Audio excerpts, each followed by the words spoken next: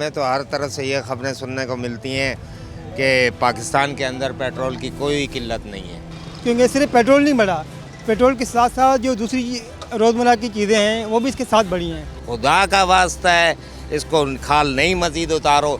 आगे से हमें ये भी खबरें मिलती हैं कि मज़ीद महंगा होगा। 400 रुपये किराया होता है, खुदा की कसम है हर दूसरे आदमी का जवाब होता है मेरे पास 300 रुपये हैं। हम सरली में जीने वाले लोग हैं भाई, अगर 1 रुपये भी बढ़ा देते तो हमारा पूरा महीना इधर उधर हो जाता है। कि पाकिस्तान में जंग हो नहीं रही है, लेकिन लग ऐसा रहा है कि जैसे जंगी हालात यहीं के ही हैं। वार को एंड होना चाहिए। अमेरिका और इसराइल के ईरान पर हमले के बायस आपने हॉर्मुज़ की बंदिश और तेल की तरसील ना होने की वजह से आलमी मार्केट में खाम तेल की कीमतों में गैर मामूली इजाफा देखने में आया, जिसका असर पाकिस्तान में पेट्रोलियम मसनूआत की कीमतों के इजाफे के बम की सूरत में आम आवाम पर भी पड़ा। जब भी पेट्रोलियम मसनूआत की कीमतों में इजाफा किया जाता है उसका असर बराह रास्त आम आवाम पर पड़ता है, चाहे रोज़मर्रा की ज़रूरियात ज़िंदगी की ख़रीदारी हो या उसके अलावा ज़िंदगी के दीगर पहलू तमाम तर मुतासिर होते हैं। मौजूदा कशीदा सूरत हाल और जो पेट्रोलियम प्राइसिंग में रद्दोबदल किया गया वो आवाम के नज़दीक क्या अहमियत रखते हैं, आइए जानते हैं। सर, मौजूदा जो कशीदगी चल रही है मशरिक़ वस्ता में और जो पेट्रोलियम मसनूआत की कीमतों में इजाफा हुआ है, बींगा पाकिस्तानी क्या समझते हैं, क्या फेस कर रहे हैं और क्या असर पड़ा है ज़िंदगी पर? आई थिंक मौजूदा जो भी पेट्रोल की कीमतें बढ़ी हैं ओवरऑल, और जो हमारा भी बढ़ी हैं तो काफ़ी मुश्किलात पैदा हो रही हैं इस वजह से। क्योंकि सिर्फ पेट्रोल नहीं बढ़ा, पेट्रोल के साथ साथ जो दूसरी रोज़मर्रा की चीज़ें हैं वो भी इसके साथ बढ़ी हैं। तो ओवरऑल सब पे इम्पेक्ट आ रहा है और जिनकी आमदनी बहुत कम है उन पर ज़्यादा इफेक्ट आ रहा है इसका ख़ास तौर पे। हमें तो हर तरह से ये खबरें सुनने को मिलती हैं कि पाकिस्तान के अंदर पेट्रोल की कोई किल्लत नहीं है। ये ज़बरदस्ती बढ़ाए गए हैं 52 रुपीज़ और मिला के 70 रुपीज़। हम लोगों को भिखारी तो है नहीं है, हमको पेट्रोल सस्ता चाहिए। मेहरबानी करें, ये मेहरबानी करें। लोग खुदकुशियाँ कर रहे हैं, बस क्या बुरा हाल है। जो 40-50 हज़ार है फीसें देता है, क्या करता है, पागल है। लोग नफसियाती घूमते हैं रोडों पे। खुदा का वास्ता है, इसको खाल नहीं मज़ीद उतारो। आगे से हमें ये भी खबरें मिलती हैं कि मज़ीद महंगा होगा। आपको नहीं पता हालात, क्यों बददुआएं लेते हो? मैं रोडों पे घूमता हूँ, मैं पूरी कराची में घूमता हूँ, बाइकिया वाला हूँ। मेरे पास बैठते हैं, खुदा के हमारे पास है ही हैं।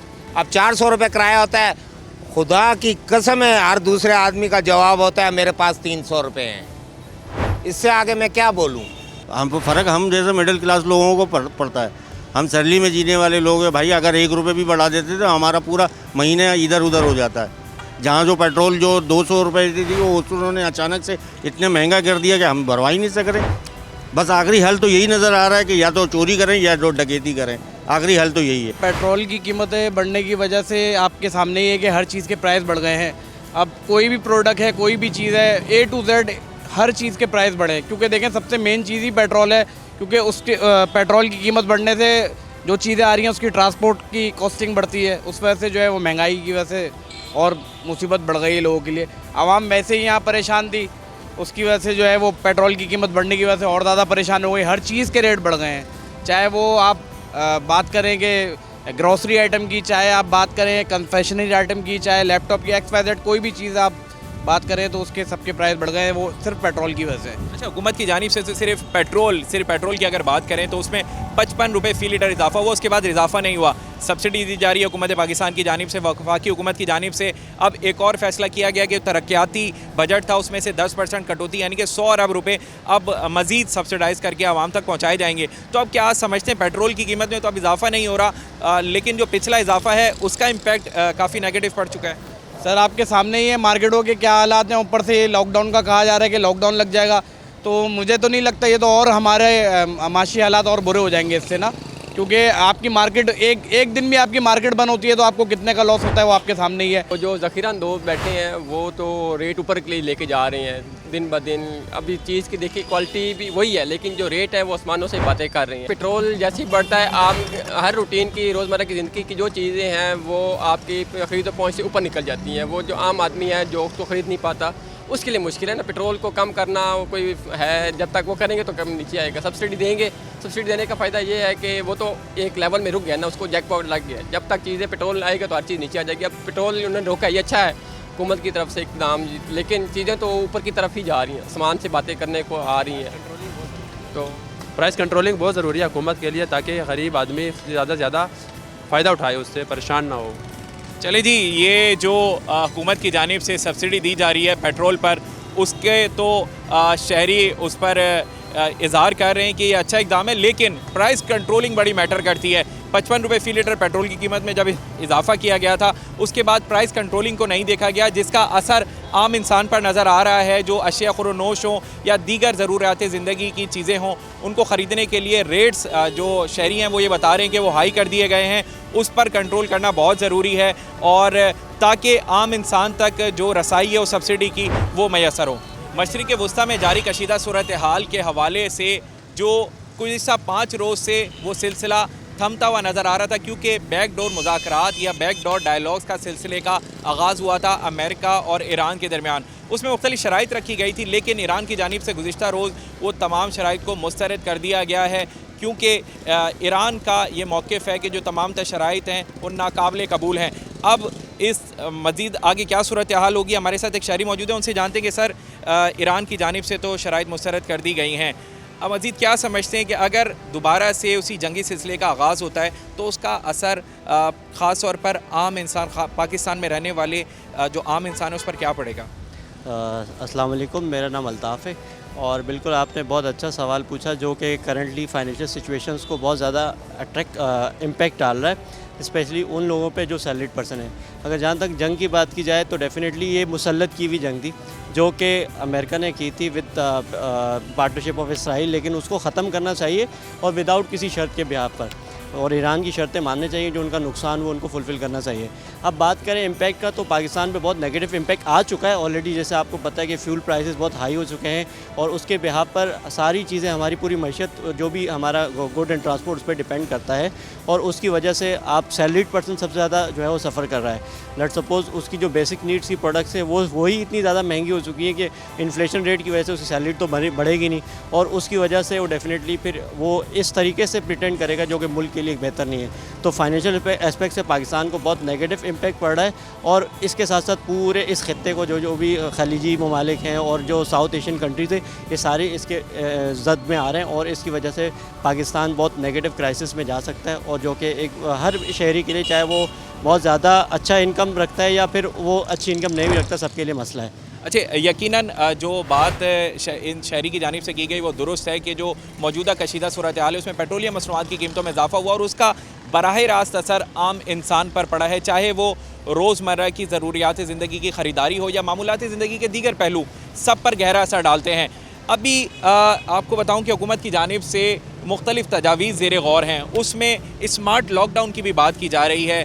ऐसे स्मार्ट लॉकडाउन की जो हाइब्रिड वर्किंग मॉडल होगा, जिसमें जो सरकारी इदारों में 5 रोज़ काम होता था वो 3 रोज़ होगा, 2 दिन वर्क फ्रॉम होम करना पड़ेगा। अगर आप निजी इदारे से ताल्लुक़ रखते हैं तो क्या आप समझते हैं कि ये इस तरह के लॉकडाउन है ये कितने मुस्बत साबित होते हैं या ये हल नहीं है? देखिए, लॉकडाउन जैसे आपको पता है 2019 में भी हमने उसको बहुत ज़्यादा सफ़र किया, और लॉकडाउन का मतलब जो डेली वेजेस वाले लोग हैं वो तो 100% इसकी वजह से जो है ना बहुत ज़्यादा नेगेटिव हो जाएंगे, उनकी चीज़ें बहुत ज़्यादा नेगेटिवली चलेंगी, और सबसे बड़ा मसला है उनको डेली का जो ख़र्चा है वो कहाँ से आएगा। जहाँ तक स्मार्ट लॉकडाउन का, तो वो बेसिकली जो मैं समझता हूँ वो फ्यूल और एनर्जी को एक किस्म का सेव करने के लिए लगाया जा रहा है, जो कि मेरे ख्याल से एक मुस्बत हल नहीं है, क्योंकि स्मार्ट लॉकडाउन से जो जिसकी पैसिव इनकम है वो बेचारा डेफिनेटली सफ़र करेगा, और उसकी वजह से उसकी फैमिली भी सफ़र करेगी। और देखिए, सबसे पहले तो स्मार्ट लॉकडाउन की वजह से ना आम इंसान के ऊपर जो असर पड़ता है वो एक आइसोलेशन का शिकार हो जाता है, जिसकी वजह से उसकी पर्सनैलिटी जो है वो बिल्कुल ही डिसऑर्डर में चली जाती है। वो इतना, वैसे जब ऑफिस आते हैं तो सोशली इंटरेक्ट करता रहता है, तो उसकी सोच आहिस्ता आहिस्ता ग्रूम करती रहती है, पर्सनैलिटी ग्रूम करती रहती है, लेकिन जब आइसोलेशन का शिकार हो जाता है बंदा, किसी से इंटरेक्ट नहीं कर पाता, तो उसकी पर्सनैलिटी डिसऑर्डर हो जाता है। और इसके अलावा जाहिर सी बात है, जंग चल रही है, जंग का माहौल है, तो इस वजह से इन्फ्लेशन इंक्रीज़ होती जा रही है, और जो इदारे वो सब आहिस्ता आहिस्ता उनके जो परफॉर्मेंस है उसके ऊपर इम्पैक्ट पड़ेगा। तो ये सारी चीज़ें जो आम आदमी एक्सपीरियंस करेगा अल्टीमेटली आगे जाके। अच्छा, इसमें हमने देखा कि माजी में कोरोना में स्मार्ट लॉकडाउन लगा, बल्कि लॉकडाउन लगा, और हुकूमती फ़ैसले जो होते हैं उसको मनोमन तस्लीम करना पड़ता है। तो क्या आप समझते हैं कि इसका और कोई हल हुकूमत के पास है नहीं, या यही वाज़े हल है जिसके ज़रिए इन तमाम तर चीज़ों को कंट्रोल किया जा सकता है?